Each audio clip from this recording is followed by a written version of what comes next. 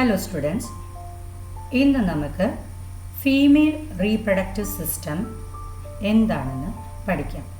അതിലുള്ള ഓർഗൻസ്, ആ ഓർഗൻസിൻ്റെ ഫങ്ഷൻ, ഇതെല്ലാം ഇന്നത്തെ ക്ലാസ്സിൽ പഠിക്കാം.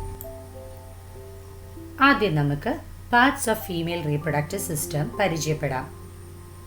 The parts of female reproductive system consists of ovary, accessory ducts, accessory glands and external genitalia. Ovary. Ovary is considered as a primary sex organ. മെയിൽസിലെ primary sex organ നമ്മൾ പഠിച്ചു അല്ലേ? ടെസ്റ്റസ്. എവിടെയാ ടെസ്റ്റസ് ലൊക്കേറ്റ് ചെയ്തിരിക്കുന്നതെന്നും നമുക്കറിയാം. Testis is located outside the abdomen in scrotal sacs. എന്തിനാ scrotal സാക്സിൽ അത് position ചെയ്തിരിക്കുന്നത്? Temperature regulate ചെയ്യാൻ ഫോർ സ്പെർമാറ്റോജനസിസ്. എന്നാൽ അത്തരം ഒരു നീഡ് ഫീമെയിൽസിൽ ഇല്ല.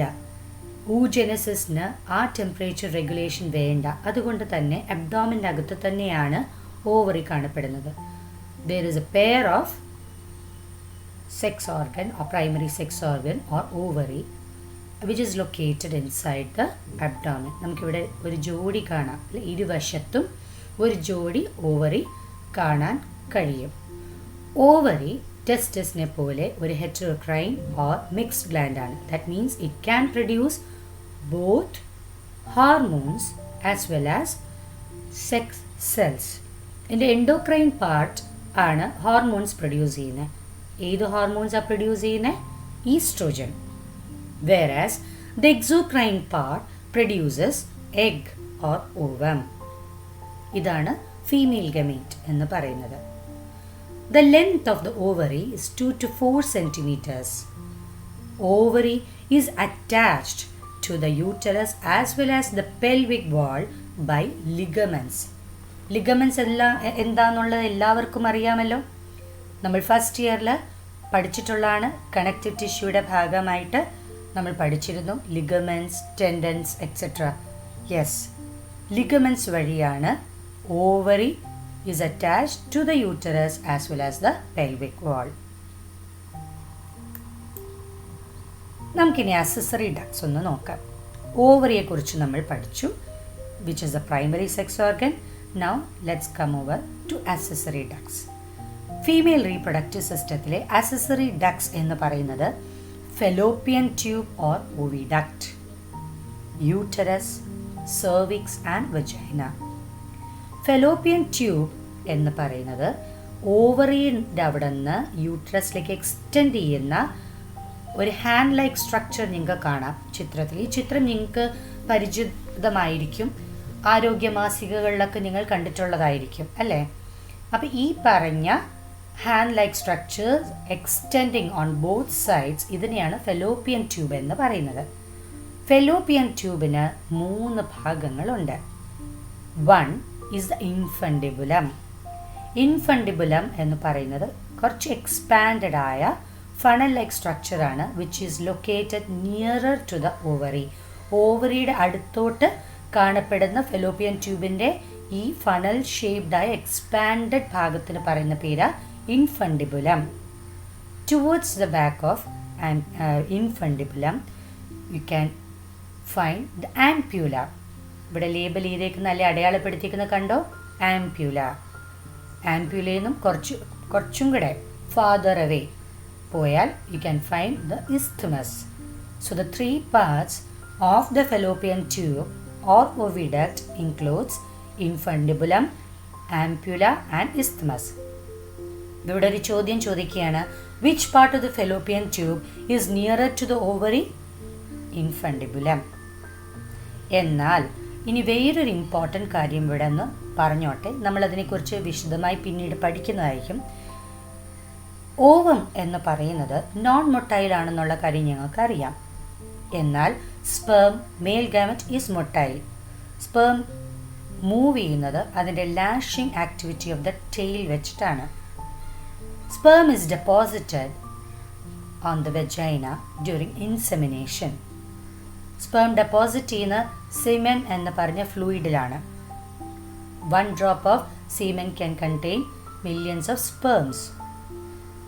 അപ്പോൾ ഈ സ്പേം അതിൻ്റെ ടെയിലിലെ ലാഷിങ് ആക്ടിവിറ്റി വഴി വിഗറസ്ലി സ്വിം ചെയ്ത് മൂവ് ചെയ്യുന്ന എങ്ങോട്ടേക്ക് ഫെലോപ്പിയൻ ട്യൂബിന് അങ്ങോട്ടേക്ക് മൂവ് ചെയ്യാം. Ovum released from the ovary cannot move because ovum is bulky and it is non-motile. അപ്പോൾ ഓവം മൂവ് ചെയ്യണമെങ്കിൽ പരസഹായം വേണം. എങ്ങനെയാണ് അപ്പം മൂവ് ചെയ്യുന്നത്? ഫെലോപ്പിയൻ ട്യൂബിൻ്റെ ഇന്നർ ലൈനിങ്ങിൽ സീലിയേറ്റഡ് എപ്പിത്തീലിയം ഉണ്ട്. ഫസ്റ്റ് ഇയറിൽ എപ്പിത്തീലിയൽ ടിഷ്യൂ പഠിക്കാൻ നേരത്ത് നമ്മൾ സീലിയേറ്റഡ് എപ്പിത്തീലിയത്തിനെ കുറിച്ച് പഠിച്ചിട്ടുണ്ടായിരുന്നു.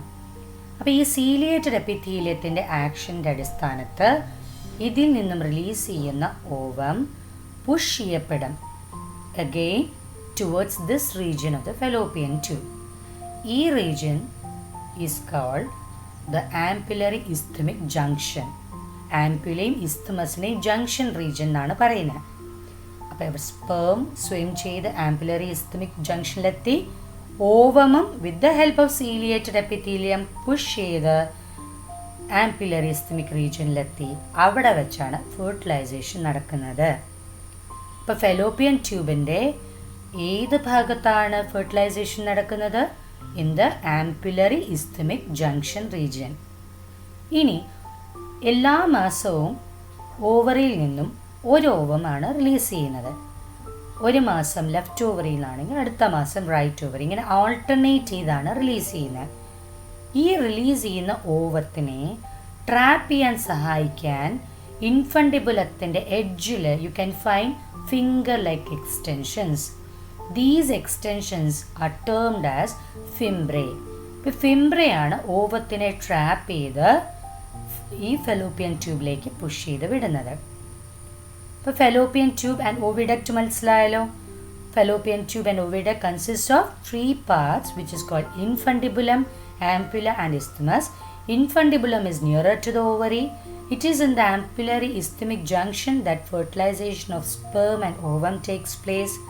The edge of infundibulum consists of finger-like extensions called fimbrae, which helps in trapping the ovum released from the ovary. അടുത്ത അസസറി ഡക്റ്റ് കുറച്ച് expanded ആയ duct ആണ് യൂട്ടറസ്. അത് എക്സ്പാൻഡ് ചെയ്യാനുള്ള കഴിവുണ്ട് in order to hold the baby or in order to hold the developing embryo. Embryo develop ചെയ്യുന്നതിൻ്റെ അടിസ്ഥാനത്ത് uterus expand ചെയ്യും. Then third is the cervix and the vagina. Fallopian ട്യൂബിൻ്റെ കാര്യങ്ങൾ ഓൾറെഡി എക്സ്പ്ലെയിൻ ചെയ്തു. It extends from the periphery of the ovary to the uterus. The end is called infundibulum, the end of the fallopian tube, which is funnel shaped, and the edge of the infundibulum has finger-like extensions called fimbrae to trap the ovum. ഇനി നമുക്ക് യൂട്ടറസിലേക്ക് വരാം. Uterus is also called the womb. It is hollow muscular structure which is attached to the ovary and the pelvic wall by ligaments. നമ്മൾ ഓവറിയെ കുറിച്ച് പഠിക്കാൻ നേരത്തെ നമ്മൾ പഠിച്ചു ovary is attached to the uterus by ligaments. Similarly, uterus is attached to the ovary by ligaments. It has 3 wall layers. 3 wall layers ആണ് ഓവറിയിൽ കാണപ്പെടുന്നത്. പുറമേ നിന്ന് നോക്കിയാൽ outer wall is called the perimetrium. Perimetrium. It is the outermost wall. It is thin layered. അതിൻ്റെ അകത്തോട്ട് കാണുന്നത് middle layer എന്ന് പറയുന്നത് മയോമെട്രിയം. മയോമെട്രിയം ഈസ് മസ്ക്യുലർ, പേശികൾ കൊണ്ട് നിർമ്മിച്ചതാണ് മയോമെട്രിയം. ആൻഡ് ഫൈനലി ഇന്നർ സൈഡിൽ കാണപ്പെടുന്നതാണ് എൻഡോമെട്രിയം. ഈ എൻഡോമെട്രിയത്തിൻ്റെ പ്രത്യേകത എന്ന് പറഞ്ഞാൽ it's glandular. You can find many glands lining the endometrial layer. അപ്പോൾ ഇതൊരു ഇമ്പോർട്ടൻറ്റ് ക്വസ്റ്റ്യൻ ആണ് എക്സാം പോയിന്റിൽ. What are the 3 wall layers of uterus? The 3 layers are perimetrium, myometrium and endometrium. ഇതിൽ ഏറ്റവും എക്സ്റ്റേണൽ എന്ന് പറയുന്നത് പെരിമെട്രിയം ആണ് ആൻഡ് ഇന്റേണൽ എന്ന് പറയുന്ന endometrium, and towards the middle we have the myometrium. ഇതിൽ മയോമെട്രിയവും ആൻഡ് എൻഡോമെട്രിയത്തിൻ്റെ ഫങ്ഷൻ ഡിഫറെൻ്റ് ആണ്. ആ ഫങ്ഷൻ നമ്മൾ പറയാം. അത് മയോമെട്രിയമാണ് ലേബർ പെയിൻ സമയത്ത് വിഗറസ്ലി കോൺട്രാക്ട് ചെയ്യുന്നത്. ലേബർ പെയിൻ്റെ സമയത്ത് ഒരു റിതമിക് കോൺട്രാക്ഷൻ വരുന്നത് മയോമെട്രിയൽ ലെയറിനാണ്, യൂട്രസിൻ്റെ മയോമെട്രിയൽ ലെയറിനാണ്. അതേപോലെ during menstrual cycle it is endometrium ലെയറാണ് സ്ലഫ്ഡ് ഓഫ് ആവുന്നത്, റിസൾട്ടിങ് ഇൻ ബ്ലീഡിങ്. അപ്പോൾ ഇതെന്താണ് സംഭവിക്കുന്നതെന്ന് വെച്ച് കഴിഞ്ഞാൽ the endometrium layer starts to thicken with the anticipation of begetting pregnancy. ഇപ്പോൾ പ്രഗ്നൻ്റ് ആകും ഫോളോയിങ് ഫെർട്ടിലൈസേഷൻ എന്നുള്ള ആൻറ്റിസിപ്പേഷനിൽ endometrium layer starts thickening. Endometrial ലെയറിൻ്റെ സെൽസ് പ്രോളിഫറേറ്റ് ചെയ്ത് ആ ലെയർ തിക്കാവും, ഡെവലപ്പിംഗ് എംബ്രിയോനെ സപ്പോർട്ട് ചെയ്യാൻ വേണ്ടി. പക്ഷേ പ്രഗ്നൻസി നടന്നില്ല, ഫെർട്ടിലൈസേഷൻ സംഭവിച്ചില്ല, പ്രഗ്നൻസി ഉണ്ടായില്ല എന്ന് വരുമ്പോൾ ഈ എൻഡോമെട്രിയൽ ലെയറിൻ്റെ ഈ അഡീഷണൽ തിക്നെസ്സിൻ്റെ ആവശ്യമില്ല. അപ്പോൾ എൻഡോമെട്രിയൽ ലെയർ ഗെറ്റ്സ് സ്ലഫ്ഡ് ഓഫ്. അപ്പോഴാണ് മെൻസ്ട്രൽ ബ്ലീഡിങ്ങിലേക്ക് എത്തുന്നത്. How does endometrium affect bleeding and menstrual cycle? Every month, the cells of the endometrium layer of the uterus proliferate and increase in thickness. എന്തിനു വേണ്ടി? In the anticipation that pregnancy would happen.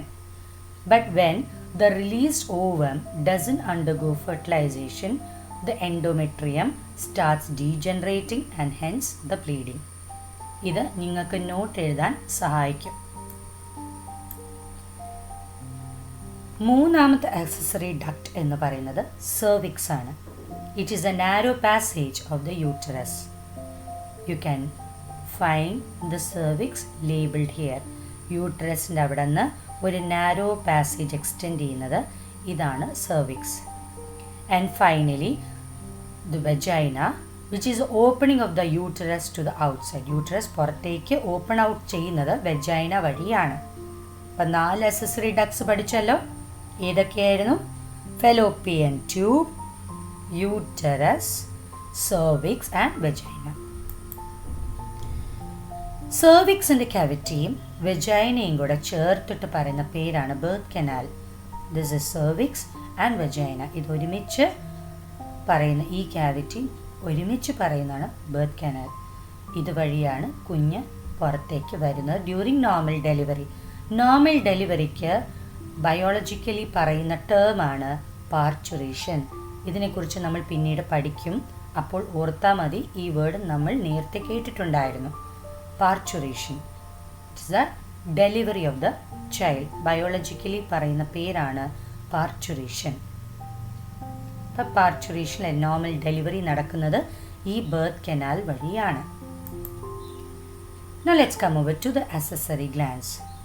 Accessory glands നമ്മൾ പഠിക്കുന്നത് mammary glands or breast. It is made up of glandular tissue. Variable amount of fat ഉണ്ട്. Glandular ടിഷ്യൂവിനെ നമുക്ക് ലോബുകളായി divide ചെയ്യാം. എത്ര lobes? 15 to 20 mammary lobes are there. ഓരോ ലോബുകളിലും cluster of cells ഉണ്ട്. ഈ cluster of സെൽസുകൾക്ക് പറയുന്ന പേരാണ് ആൽവിയോലി. ആൽവിയോലി അതിൻ്റെ സിംഗുലറാണ് ആൽവിയോലസ്.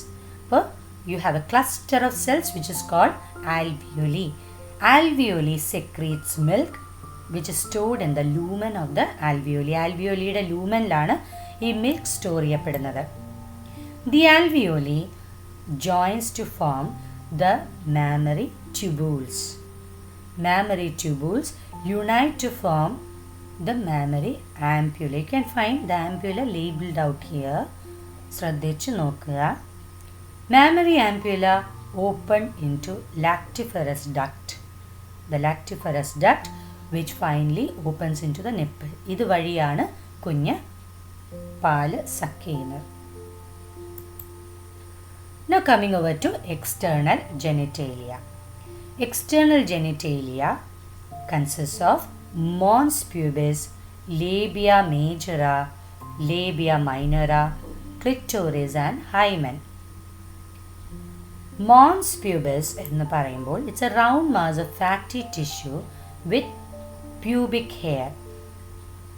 നിറയെ ഹെയർസായി ഉള്ള ഒരു ഫാറ്റി ടിഷ്യൂ ഒരു മാസാണ് mons pubis. Extending from the mons പ്യൂബിസിൽ നിന്നും വെജൈനയിലേക്ക് എക്സ്റ്റെൻഡ് ചെയ്യുന്ന ഒരു ടിഷ്യൂടെ ഒരു മടക്കാണ് ലേബിയ മേജറ. രണ്ട് വശത്തും കാണപ്പെടും labia majora, which is a thick fold of tissue. You can find labia majora labelled out here. ഇപ്പം മോൺസ് പ്യൂബിസിൽ നിന്നും വെജൈനയിലേക്ക് എക്സ്റ്റെൻഡ് ചെയ്യുന്ന ഒരു തിക്ക് ഫോൾഡ് ഓഫ് ടിഷ്യൂ ആണ്. അതിൻ്റെ അകത്തോട്ട് കാണുന്ന അടുത്തൊരു മടക്കാണ് labia minora. Clitoris is a finger like structure. Labia മേജറയുടെ താഴോട്ടും എന്നാൽ ലേബിയ മൈനറയുടെ അപ്പർ ജംഗ്ഷനിൽ കാണപ്പെടുന്ന ഒരു ഫിംഗർ ലൈക്ക് സ്ട്രക്ചർ എന്ന് പറയുന്ന പേരാണ് clitoris. Hymen is a membrane that partially covers the vagina. വെജൈനയെ പാർഷ്യലി കവർ ചെയ്യുന്ന ഒരു മെംബ്രെയിൻ ആണ് hymen. It gets ruptured during the first intercourse or meeting, during sudden fall or jolt, sports like horse back riding or cycling, insertion of tampons. അപ്പോൾ ഈ വെജൈനയെ partially cover ചെയ്യുന്ന ഒരു thin membrane ആണ് hymen. Hymen rupture ചെയ്യുന്ന പല കാരണങ്ങൾ കൊണ്ട് റപ്ചർ ചെയ്യും. ആദ്യത്തെ മേറ്റിംഗ് അല്ലെങ്കിൽ കോയിറ്റസ് ഓർ ഇൻ്റർകോഴ്സ് സമയത്ത് റപ്ചർ ചെയ്യാം, അല്ലെങ്കിൽ പെട്ടെന്നൊരു വീഴ്ച, അല്ലെങ്കിൽ സ്പോർട്സ്, ഹോഴ്സ് ബാക്ക് റൈഡിംഗ് പോലത്തെ സ്പോർട്സ്, സൈക്ലിംഗ് പോലത്തെ സ്പോർട്സ്. പിന്നെ ഇപ്പോൾ ഈ റീസെൻ്റായിട്ട് യൂസ് ചെയ്യപ്പെടുന്ന അല്ലെങ്കിൽ കൂടുതൽ യൂസേജിൽ വരുന്ന ഒരു ഹൈജീൻ പ്രൊഡക്റ്റാണ്, സാനിറ്ററി നാപ്കിൻസ് പോലെ ഉപയോഗിക്കുന്ന ഒരു ഹൈജീൻ പ്രൊഡക്റ്റാണ് ടാംപോൺസ്. ടാംപോൺസ് ഇൻസേർട്ട് ചെയ്യുമ്പോൾ ഇതേപോലെ റപ്ചർ ചെയ്യാം. ഇത് പറയാൻ കാര്യം എന്തെന്ന് വെച്ച് കഴിഞ്ഞാൽ പല സ്ഥലങ്ങളിലും പെൺകുട്ടികളെ മാനസികമായി വിഷമിപ്പിക്കുന്ന ഒരവസ്ഥയുണ്ട്. Stating that she is not virgin just because her hymen is ruptured.